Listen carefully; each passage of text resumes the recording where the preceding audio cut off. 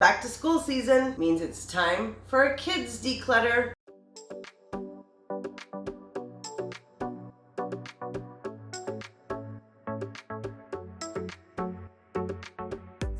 What's up, beautiful people? Welcome back to Krystal TV, where today we are talking about decluttering with kids. And what do I have to say about that? First and foremost, start them young. I started my kids decluttering their stuff as soon as they were big enough to walk and talk. They're able to sort from that age, and it's good to start them as young as possible. Make it a healthy habit. Make it fun and rewarding. You can make it a game while you're doing the decluttering, but also make it rewarding for them in the bigger picture. If they have stuff that's sellable, let them have the money from the stuff that they sold. Let them participate in the process so that it's fun while they're actually doing the decluttering, but they get a bigger reward that makes them want to do it again next time. Which pretty much brings me to point number 3, which is do it regularly. I recommend 3 times a year at least. Depending on how old your kids are, they grow so rapidly. Out of clothes, out of toys, out of everything that you can think of, they outgrow. So doing it regularly helps keep your house in check and the clutter under control. Let me know in the comments,